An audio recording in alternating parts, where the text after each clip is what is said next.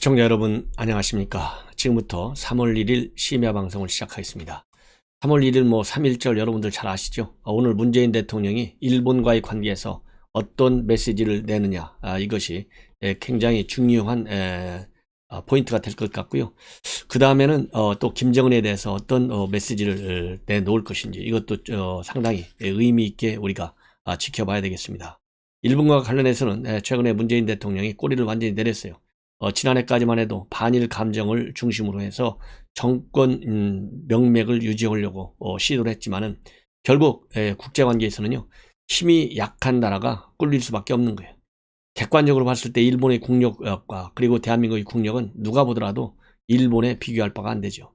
그렇기 때문에 대일 관계, 그야말로 위안부 합의를 무효화시킬 때부터 무모한 짓거리다, 이런 비판을 많이 받았잖아요.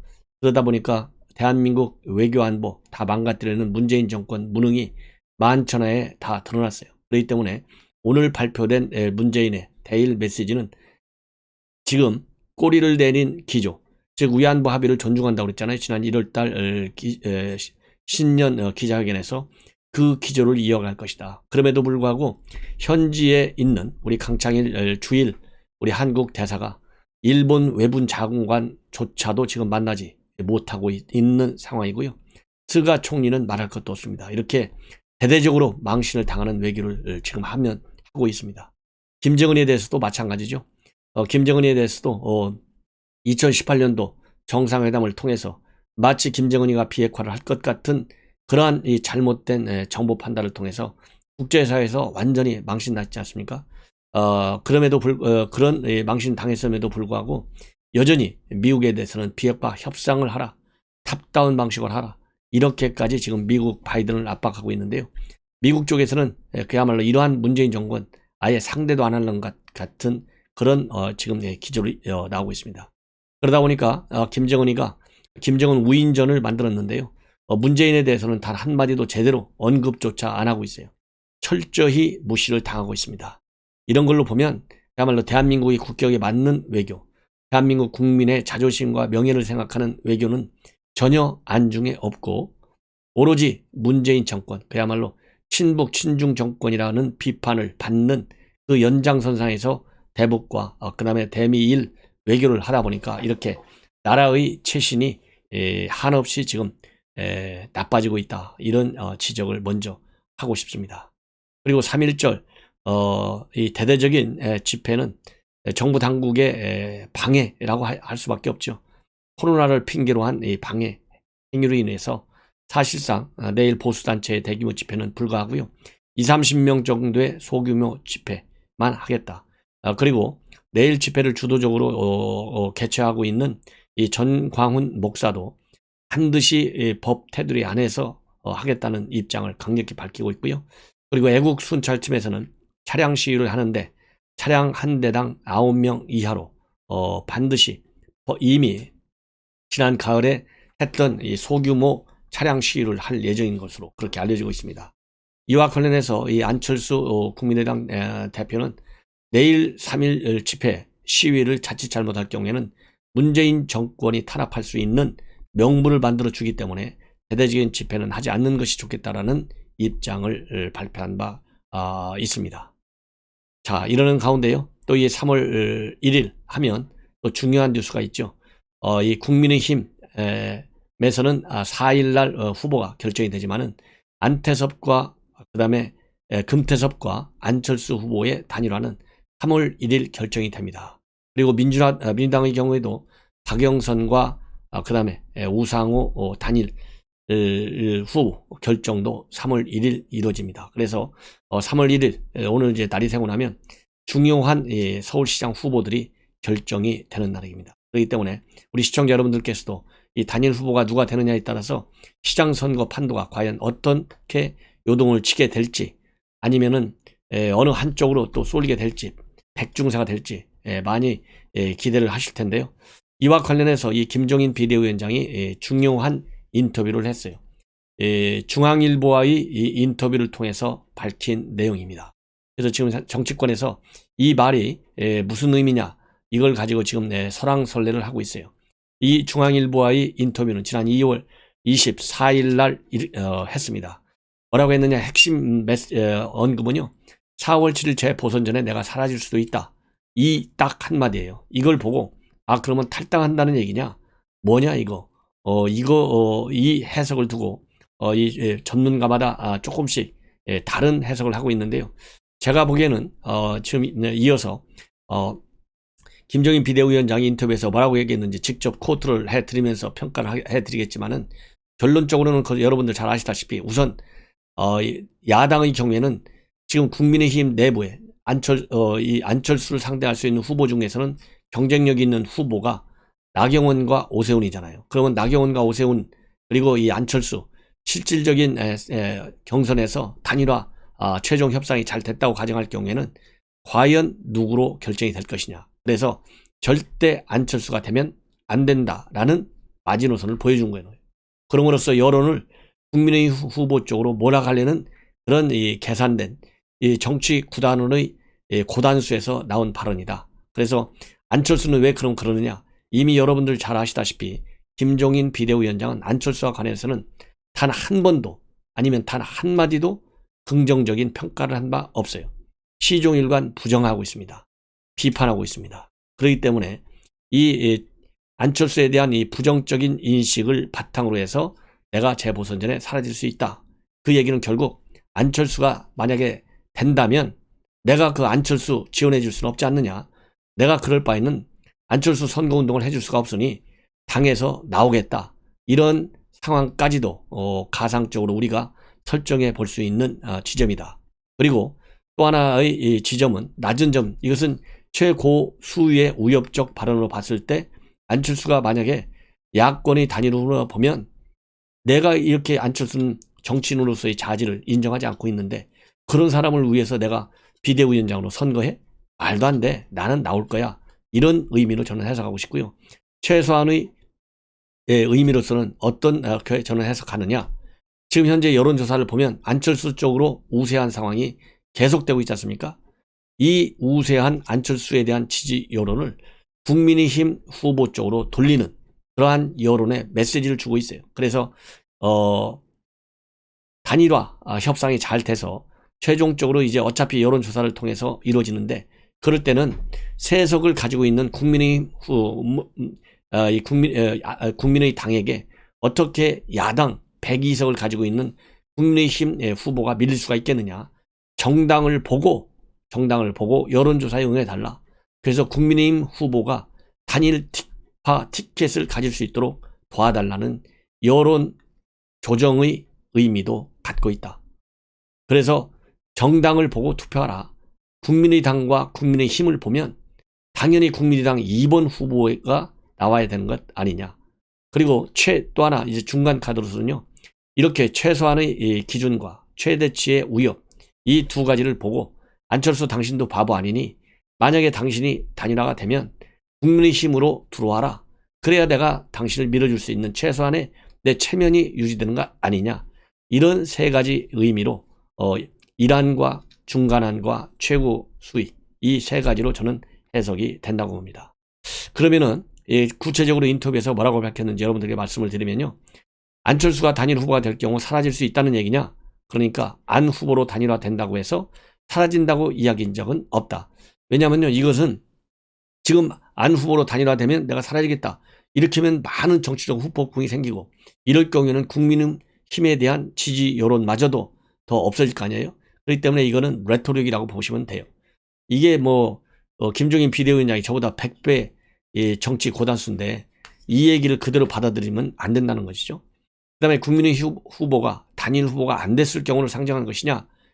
그러니까 국민의힘 후보가 단일 후보가 안 된다는 것은 상상해 본 적이 없다. 연결할 필요가 없다. 이 얘기는 당연히 국민의힘 후보가 되는 거 아니냐. 우리 교육 수준이 높은 서울 시민 여러분들 잘 아시지 않습니까? 그러니까 국민의힘 후보를 밀어주십시오. 이 얘기예요. 그러면 어떤 경우냐 이렇게 물으니까 서울시장 보궐선거에서 문재인 정부의 지난 4년을 유권자들이 견제하고 심판하지 않으면 나라의 장래가 걱정스럽다는 게 다수 의견이다. 그 역할을 할 수 있는 정당이 어디냐는 걸 생각할 때 유권자들은 어느 특정인을 놓고 판단한다고 생각하지 않는다. 삼지대 후보가 되는 걸 상상할 수 없어서 당연히 우리 당 후보로 단일화돼서 보궐선거를 마칠 수 있다는 게 내 소신이다. 이렇게 얘기를 하고 있습니다. 그래서 마지막 답변은 한마디로 안철수 개인이 아니라 국민의힘이 문재인 정부 견제할 수 있는 주역이다. 따라서 이 사라질 수 있다는 발언은 야권 후보 단일화와 관련된 배수의 진을 쳤다고 보는 것이 가장 적절한 해석일 것 같습니다. 그래서 어떤 경우에도 내가 재보선 전에 사라질 수 있다는 얘기는 어떤 경우에도 본인은 안철수가 되리라는 가설적 시나리오는 쓰고 싶지 않다. 반드시 102석을 가지고 있는 국민의힘을 지지해달라는 이런 메시지를 준 것으로 저는 보입니다. 자, 그 다음에 이제 3월 1일과 관련된 의미 분석을 해드렸어요. 그 다음에 하나는요, 지금 현재 중대본부 수사청 만들 것이냐, 그건 언제 만들 것이냐, 이런 것이 또 굉장히 전국의 지금 태풍의 핵으로 부각되고 있잖아요. 여당에서는 이번 주에 3월 1일 내일 오늘 이제 시작되는 주에 발의를 해서 6월 중까지 입법 조치를 완료해서 내년 연초까지는 수사청을 발족시킬 예정으로 있습니다. 이 중대본부 수사청과 관련해서 추미애하고 조국이 짝짝꿍 협공작전에 나서고 있어요. 어느 정도 이 사실까지 왜곡해 가면서 조국은 밀어붙이고 있고, 또 추미애도 마찬가지로 이 조국은 윤석열 총장이 인사청문회에서 한 발언을 왜곡시켜서까지 윤석열 총장도 중대본부 수사청 만드는 걸 인정했다. 수사기를 이렇게까지 지금 밀어붙이고 있어요. 그리고 추미애는 외국의 사례까지 왜곡시켜서 윤석열 총장을 밀어붙이고 있습니다. 자, 그러면 조국은 뭐라고 얘기했냐면요. 27일 날 얘기했냐면, 검찰총장이 윤석열 총장이 인사청문회에서 수사기소 분리한 후에 수사청 신설을 하는 것이 매우 바람직하다고 대답했다. 이렇게 지금 왜곡을 하고 있어요. 그런데 윤 총장 측에서는 당시 인사청문회에서 검찰이 직접 수사 완전 폐지에 찬성한 적이 없다. 그리고 수사와 기소는 유기적으로 연결된 것이라고 서면 답변했다. 그래서 왜곡한 것이라는 것을 강력히 비판하고 있습니다. 자, 그러면 인사청문회 속기록을 보면요, 뭐라고 되어 있냐면, 검찰이 직접 수사를 완전 폐지하는 것이 아니라 점진적으로 줄여나가는데 동의를 했고요. 수사기소 분리에 관해서는 사실상 반대 의견을 나타낸 것으로 확인이 되고 있어요. 윤 총장은 직접 수사 문제는 검찰, 경찰, 공수처 어디서 하는 게 중요한 게 아니다. 국가 전체의 반부패 대응 역량이 강화된다면 꼭 검찰이 해야 되는 것은 아니다. 이렇게 직접 수사 문제에 대해서 대답을 했고요. 그 다음에 이 수사와 기소 분리와 관련해서 장기적으로 수사와 기소 공판이 더 일체화된 전문 검찰청으로 각각 독립시키는 방안에 대해서 동의한 것이다. 검찰이 직접 수사를 줄여야 되겠지만 아예 없애겠다는 것에 대해서는 동의한 적이 없다. 그렇게 밝히고 있습니다. 그리고 또 이 금태섭 의원이 문무일 총장 시절 대검이 직접 수사를 지향하기 위해서 조세나 마약 부분을 떼어내서 수사청을 만들 방법을 연구를 했는데, 법무부도 직접 수사를 줄이는 방안이나 또 마약청이나 조세범죄수사청 독립을 하는 것을 검토하고 있는 것으로 알고 있다. 이렇게 질문하니까 거기에 대해서는 바람직하다. 이렇게 대답을 했거든요. 이 얘기는 전반적으로 중대범죄수사청을 독립적으로 해서 검찰의 완전한 직접 수사를 전면적으로 말씀하자면 빼앗아가는 이러한 안은 윤 총장은 반대하고, 오로지 마약청이라든가 조세범죄수사청 특정 수사 대상 부분을 독립시키는 여기에 대해서만 얘기했다는 거예요. 근데 마약과 조세범죄는요, 이번에 6대 범죄 직접 수사 범위에도 들어가지 않아요. 그렇기 때문에 이것은 철저히 조국이 왜곡시키고 있는 것으로. 그리고 이 추미애는 어제 24일 날에도, 그리고 28일 어제도 수사와 기소를 분리하면서 영국이라든가 또 일본 이런 데서도 독점을 하고 있지 않다. 이렇게 했는데요. 이것은 이미 여러분들께 누차 말씀을 드린 대로 영국, 일본, 미국 전부 검사가 이 수사권과 기소권을 가지고 있는 그런 상황입니다. 그래서 이 추미애가 예는대로 영국이나 독일을 예를 들면서 이 수사와 기소의 권력 이거 분리되고 있는 것이 세계적 추세다. 이것은 잘못된 것이에요. 그렇다고 본다면 지금 세계적으로 볼 때 OECD 회원국을 보면요, OECD 회원국 중에 77%가 검사의 수사권을 보장하고 있는 것으로 그렇게 나타나고 있어요. 이러한 이 근거는 지금 현재 창원지검의 마산지청 부장검사인 신태훈 부장검사가 2017년도 학술지 형사사법의 신동향에 발표한 논문에 따르면 OECD 회원국 35개 가운데 77%인 27개국이 검사의 수사권을 보장하고 있습니다. 이것만 보더라도 추미애가 얼마나 사실을 왜곡하고 있는지 우리가 충분히 이해할 수 있다는 말씀을 드립니다. 자, 그리고요, 이제는 신현수 얘기를 좀 하겠습니다. 지금 청와대에서는요, 신현수 사표 수리를 굉장히 고심하고 있고 그 시점을 언제 할 것이냐는 그것을 많이 지금 고민하고 있어요. 왜냐하면 이 오로지 4월 7일 선거에 파급 영향이 부정적으로 미치지 않도록 하는 것이 최고의 관심사항 아니겠습니까? 그러다 보니까 지금 청와대 내부에서는 이번 주 중으로 사표가 수리될 가능성이 상당히 크다. 그래서 정무적인 관점에서 고심하고 있다.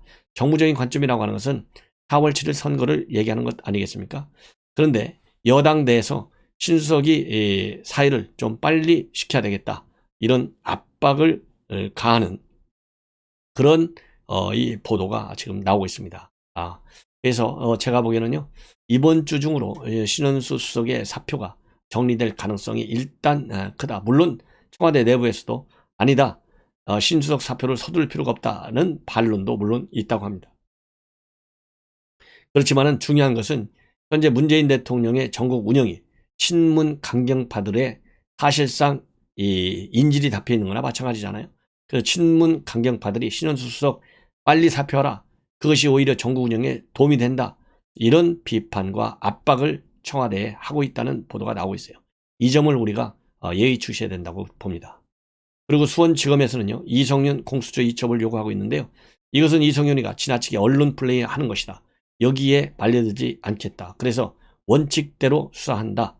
그리고 공수처를 언제 이첩할 것이냐라는 문제는 수사팀이 알아서 판단할 것이고 어디까지나 법과 원칙에 따라서 수사할 계획임을 강력히 다시 한번 밝히고 있습니다.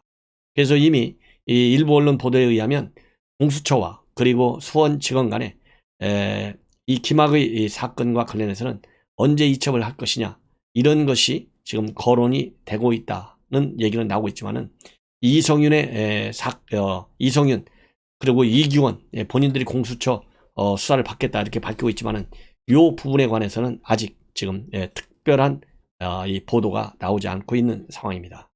다만 박범계는 김용민 이런 사람들은요, 이첩을 강력히 주장하고 있고 박범계는 지금 현재도 이첩할 단계라고 본다. 그래서 사실상 수사팀을 압박하고 있어요.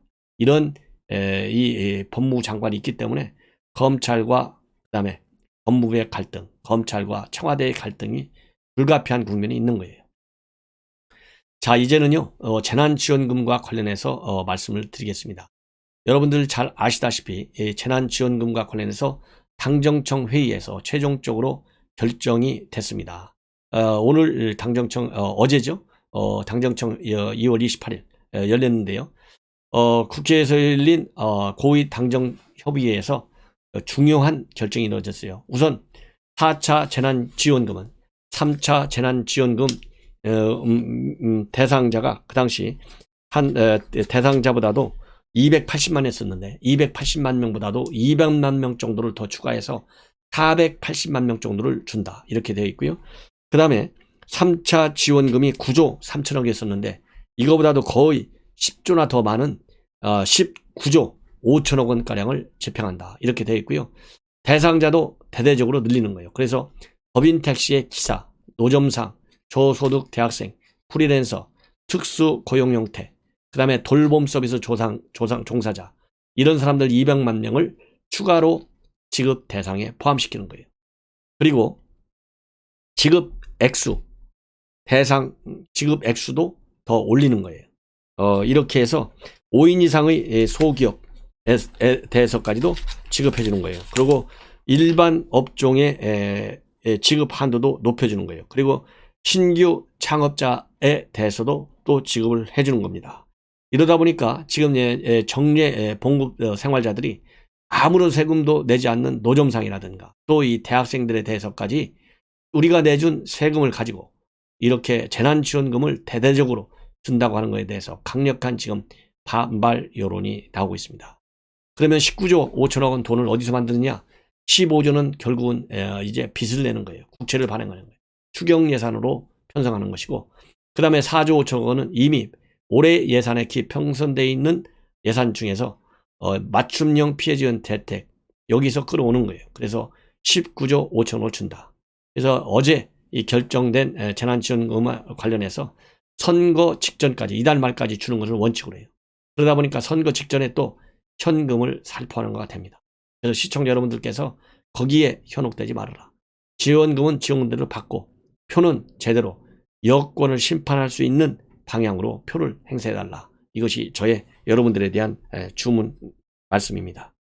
그리고 이번 당정청 회의의 특징적인 중에 하나는요.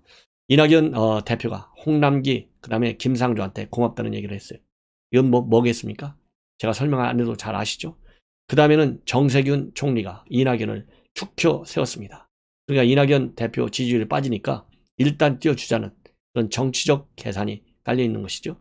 그러면서 이낙연 대표가 얘기했던 대로 두텁게 넓게 그리고 신속하게 전해준다. 이 세 가지 원칙을 다시 한번 강조하고 나섰어요. 정말 끼리끼리 짜고 치는 고스톱이라고 아니할 수 없습니다. 네. 자, 이렇게 해서 여러분들 재난지원금까지 말씀을 드렸고요. 그 다음에 지금 그래서 재난지원금을 가지고 이낙연 이 대표 지지율을 떠받치려고 하는데 그렇게 쉽게 되지 않을 것 같습니다. 우리 국민들이 그렇게 어리석지 않아요. 그 다음에는 가덕도 공항을 가지고 이낙연 대표가 또 지지율을 끌어올리려고 노력을 하고 있어요. 그래서 가덕도 투기 위원장을 맡을 그런 지금 계획인 것이 언론에 다 보도되고 있습니다. 그런데 현재의 부산 민심을 보면 대통령까지 가덕도에 다녀왔다. 그리고 특별법이 통과된 거에 관해서 지금 민심이 지금 흐름이 바뀌고 있는 것은 사실인 것 같습니다. 그럼에도 불구하고 아직까지는 정권 심판론이 다소 우위에 있는 것 같이 보여요. 그래서 지금 부산은 여론이 상당히 술렁이고 있다. 한쪽에서는 대통령까지 다녀갔고 특별법까지 만들었기 때문에 이제는 부산이 경제가 살아날 것이다. 이런 기대감에서 좀 밀어주자. 믿을 건 여당밖에 없다. 이런 얘기도 있지만은 아니다. 이제는 더 이상 안 속는다. 이러면서 심판론도 상당한 것으로 그렇게 지금 알려지고 있습니다. 네. 자, 이제 아까 제가 말씀드린 대로요. 이 외교, 그야말로 이 대북 외교, 대미 외교 참 엉터리라고 말씀을 드렸지 않습니까?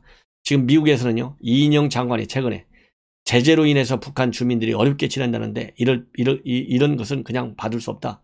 지원을 좀 늘려야 되고 제재를 풀어야 된다. 이렇게 얘기를 했어요. 이거와 관련해서 미 국무부가 제대로 반격을 하고 나섰습니다.